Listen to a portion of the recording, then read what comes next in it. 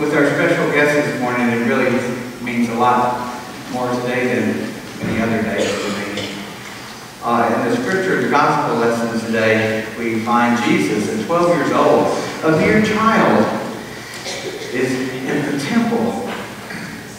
He's working with the teachers in the temple. He's talking to them, he's listening to them, he's teaching them. And as I was reflecting upon that scripture this week, I made it personal. It made me think about the teachers in my own life. And when I think about that, I think about Reverend Ford. Unfortunately, yes. Yes. Oh, I blame him for everything. Well, except for my 30-minute sermons, I don't blame you for that. Hello? But last night at a gala where Fred was recognized, I thought about what has Grant taught me over the years. And I told the people who gathered there, there were over 100 people in the room, I said, we present to you tonight a person who's a preacher, a teacher, an educator, an author, a poet, a composer, a comedian at times, a chef, a leader, a community activist, a historian, a friend, a brother, a father, a church revitalizer, a hymnist, a musician, and the list goes on and on. So teaching is very important to have our teachers in our lives. So it's a special honor today as we bless our children to remind us the importance of their watching us and how we teach them. It's very important. And Grant, thank you for teaching me. Amen.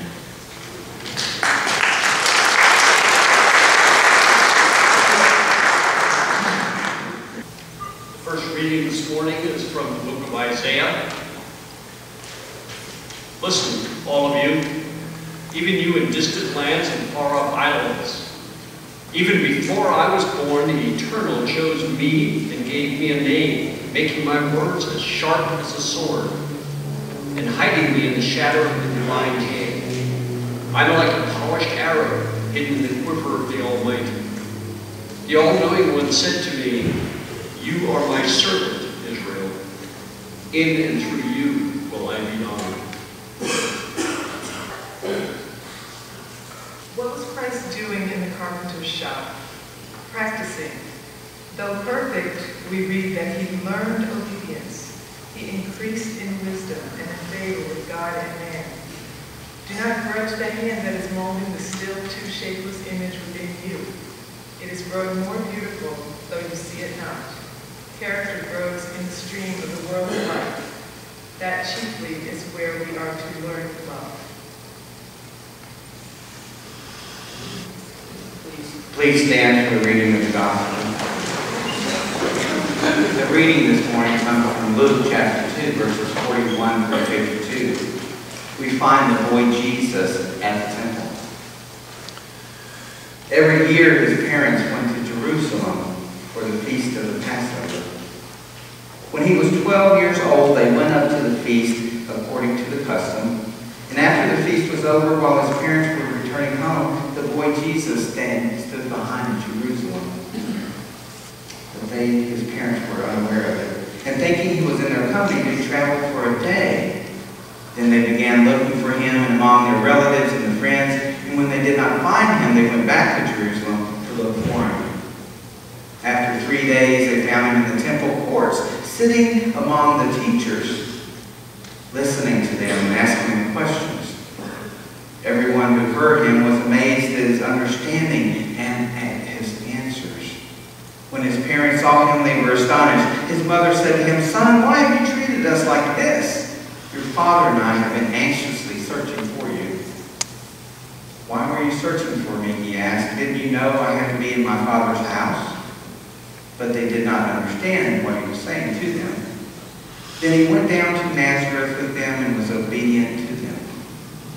But his mother treasured all these things in her heart. And Jesus grew in wisdom, in stature, and in favor with God and men. We ask God's blessing upon the reading of the Word. Thanks be to God. About 26 years ago, this coming Easter, I was a guest at another church, the former home of our guest speaker today. Here was this little Jewish boy sitting watching church, and as the pastor got up and started preaching, I got my call to ministry. I literally envisioned myself doing the same thing. This pastor has mentored many children along the way, including our own current pastor here, Patrick Rogers. He has a long history of community work in Chicago, Oregon. He holds the titles of Bishop, Abbot, Reverend.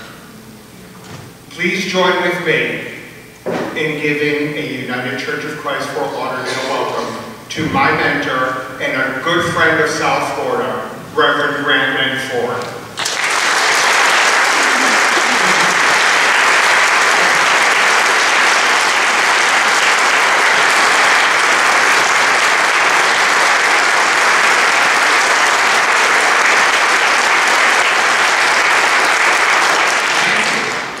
Don't let me stop you, but thank you. It's quite an honor for me to preach here this morning. I told Patrick the last time I preached here, I got to preach from the gate pulpit, but I realized that I've been demoted. This church means something very special to me because in 1986, before some of you were born, no, not most of you, but some of you, I came to South Florida, and the first person who welcomed me as a fellow clergy person was the then pastor of this church. Bill, help me with the last name. Yes. He was the first one to welcome me, along with a Lutheran pastor that had been retired, whose first name was Luther, naturally. And from that moment on, even though there were some clergy who were not terribly happy with us in our ministry, those two gentlemen and several others were very kind and welcoming, which led to my becoming involved as time went on in the interfaith ministry and having among my close friends a Muslim imam, plenty of rabbis, just in case, you know, I'm playing both sides against the middle, so just in case. And other assorted people, including Zoroastrians and Baha'i. And we all think that we're going to a different heaven.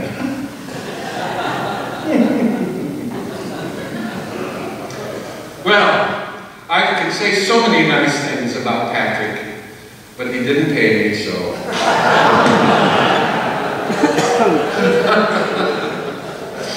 Oh no, not a check. I'm not real, you know what I mean. But I understand that Patrick is going to be starting a series next week on the bad girls of the Bible. Still doing that? In a couple of weeks. So I wanted to get the jump on him. And so I wanted to talk about the original bad boy of the Bible. It's another after Christmas story about a kid that at first just makes you want to howl. You see, up to this point, the Christmas story has been all sweetness and light. We've had a baby born amidst lowing cattle and bleating sheep, with angels serenading shepherds underneath the stars of spring. The child is presented in the temple, and holy people chuckle and chortle over the wondrous babe. Sometime later, several foreigners visit the Holy Family. I think they were immigrants, but hopefully legal, bearing strange gifts for a child under the age of 2. What does a child of 1.5 do with myrrh and frankincense? The gold, save it, invest it. We often overlook the sad part of the story, where Jesus and his family flee to Egypt because we can't stand the thought of all those dead babies in Bethlehem killed by Herod's army. You see, Herod wanted to eliminate any competition to his throne, so he ordered that all male children under the age of 2 be killed. Now, we have no historical evidence that that happened, but it's our story, and it's part of the story. Now, to avoid this bloody story, we rush headlong into his adult life, with sounds of John the Baptist preaching at the River Jordan. But the story won't let us rush so fast and so far. Before we can get to the Jordan, the narrative brings us back to Jerusalem. You heard it in the gospel reading. It's here that the parents of the pre-adolescent Jesus have brought him as they come to celebrate the Passover. They've been here before, we're told. This is a family custom. This journey of about a week from their home in Nazareth. Joseph's carpentry business must have been quite prosperous, unlike most carpenters in the north of Galilee, considered by the people of Judea and the south to be country bumpkins. But on the way back from Jerusalem, again according to the story, Mary and Joseph are suddenly disturbed. Where is that precocious boy? He's always running off to play or to talk to someone somewhere, but he's only 12 years old. He shouldn't be out this late. They haven't seen him all day since they started home. Where could he be? They're typical parents, you see. Any parent here can imagine the panic when he is found nowhere in the caravan. They rush back to Jerusalem, going back every place where they've been. According to today's gospel reading from the Gospel of Luke, they search for 3 days, which means he's been gone for 4 now. When they find him in the temple, right in the middle of the learned sages, it was small wonder that the Blessed Virgin Mary, dressed in blue, of course, we've seen her on Christmas cards, suddenly and uncharacteristically explodes. Why did you do this to us, child? Look how we've been searching for you in our grief. Now, I think that the writer cleaned up the remarks. Had it been me, and I do look good in a blue veil, I would have really exploded. In any setting, in any era, it's not easy raising kids. They can be precocious and clever and cute as a button, and they can drive a parent to all sorts of frustrations, whether sublimated or otherwise, whether liquid or mental. This is no justification for brutality or even excessive punishment. My own father, who never had a real father of his own, and therefore had no role model to follow, didn't know how to handle parental frustrations. Once and only once. Getting lost in my thoughts and wandering in the woodlands around my home, I arrived home late for supper. You understand? That was criminal. When I walked in late, this time he exploded in rage. He chased me down the street with his belt swinging over his head. He didn't get far, however, when he noticed the neighbors watching him, chasing his brat down the street. That brat being me, of course. I've since improved my technique for hiding things. He became embarrassed and stopped in his tracks. Meanwhile, I've been protecting my time with a few extra newspapers in the bag that I carried as I delivered newspapers to my 50 customers. Good planning, since it cushioned any attempt of the swinging belt to reach its intended target. It was many years later that I began to think about what was going on in my enraged father's head. His frustration with my tardiness night after night. His sense of failure at teaching me to be prompt and on time. His own embarrassment when he saw himself running down the street after a child must have been terribly bewildering to him.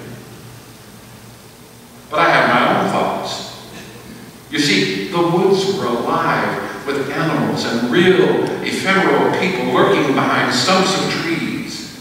Berries were in abundance in the summer, and colored leaves painted the autumn path from my last customer through the woods to my family home. Now, how could one rush through nature as though it didn't exist? How could one walk by the pirate's cave under the stump of a great fallen tree? Or not examine the brightly colored mushrooms that sprang up after each rain? You see, it was my duty to smash each toadstool with my stick, thus saving the population of 1,960 people in Warrenton, Oregon from being poisoned by these lethal beauties. Somebody had to do it. Now as an adult, and as a parent, a grandparent, and a great-grandparent, God help me, I can also appreciate the thought that could have been running through Mary's head. That, oh, right, how dare you just run off like that? The original bad boy of the Bible. Corporal punishment never seems to bring the desired result from a child, but it is a temptation. You know the thought I'm talking about. I could just smack some sense into that kid. I even see it on Facebook, people bragging because their parents beat them. I don't get that. I did get it, but I don't understand it. And then to add insult to injury, this teenage prodigy answers his mother by saying, "Why were you looking for me? Don't you know I have important business to attend to?" Dangling this preposition. Maybe a good thrashing might be in order for that lip to the Blessed Virgin Mary of all things. But before Mary and Joseph can inflict punishment, the scholars intercede. After determining that these were indeed his parents, they said to Mary, "You of all women are to be congratulated because God has blessed the fruit of your womb. For we've never seen nor heard of such glory or such virtue and wisdom." Well, now that's a game changer. You know, it's like those stickers on the back of the car. My child is attends such and such an elementary school and in the top 5%. Now, they shortened the bumper sticker a bit, but you get the point. Joseph and Mary's ire quickly changed to pride. After all, these scholars recognized the genius that they called son. And Mary, like every good Jewish mother, thought, "I knew it. My boy is such a good boy, a real Messiah at that. No more bad boy here. Now he becomes bright boy, my boy." There are several keys to this story that I think we can learn from. Here's key number one. Every child possesses possibilities. Back in 2003, I wrote a hymn in celebration of a child's baptism. It was at another church in this city. Over the years, other verses were written to celebrate Advent and Christmas and so on. In each child, there is a promise of a better world to be. In the bloom of new beginnings, there's new hope for all to see. In each child that we are given is the promise of God's grace, as the sound of tears and laughter warm our hearts and fill this place. Now, hopefully, we can be as intuitive as Jesus' parents, who are able to see greatness in their 12-year-old son, even though he caused them countless sleepless nights and distressing days, no doubt. I mean, how would you like to grow up with the Messiah in the house? You know, not easy. The words of Jesus echo in our minds when he says, and I quote Mark chapter 9, verse 37, "The one who embraces just one child, like I'm doing," he says, "embraces me.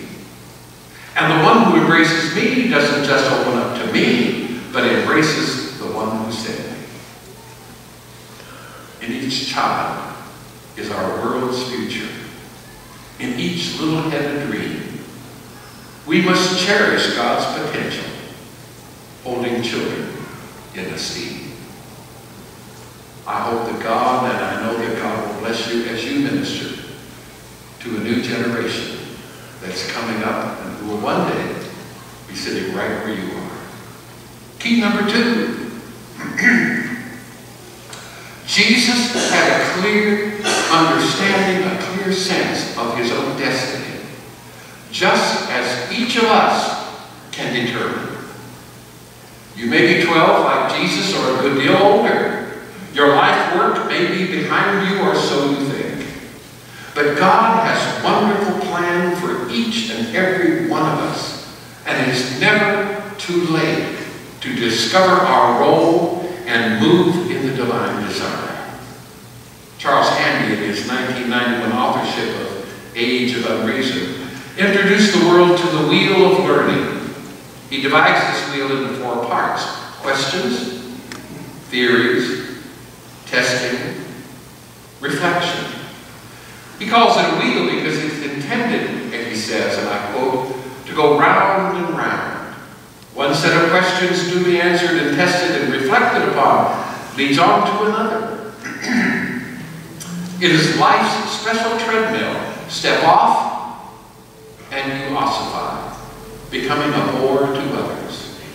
The trouble is that most of us go for much of the time. The wheel does not go around.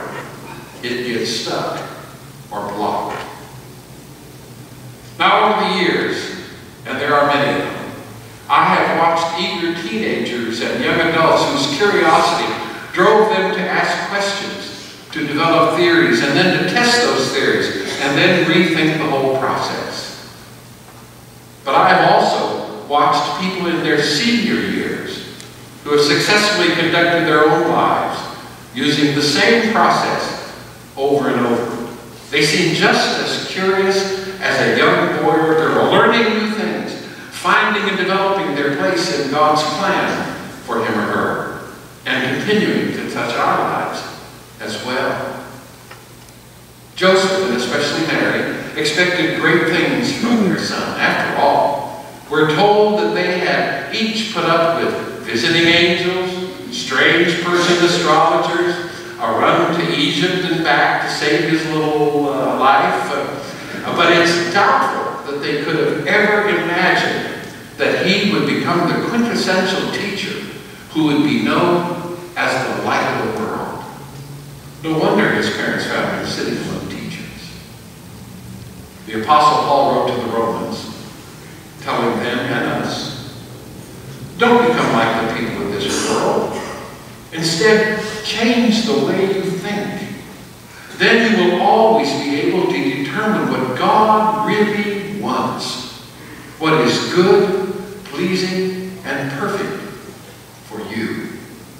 Just like Jesus, every one of us is invited to find our place, to respond to the invitation extended by life itself. Then we can say, as Jesus said in Luke's version of the story, I must be about my Father's business. I've often wondered, what is the Father's business? Then I read Apostle John in his open letter to the churches of his day, and he tells them and us, it really all boils down to this. Love one another. Love emanates from God, he says. We were conceived in God's love, and we know this because we are open to being loved and sharing love. Not to experience love is not to know God. How can it be otherwise if God is love itself? John goes on to say, God made the first move, sending the unique Son into this world system so we might experience real life because of him. Now that's real love. Not us loving God first, but God loving us from the beginning and continuing to love us even when the Son had to pay the ultimate price for our foolishness, our fears, and our failures. So John asks this question, how can we respond to such love? And then he answers it thankfully, by loving one another. And so I ask you today, how can we respond to such love? Good students, you all get good marks. You see, that's the Father's business, or God's business. And with all apologies to inclusive language aficionados, I understand that I'm just quoting what he wrote. Being loved, loving one another, loving the whole world, just like God.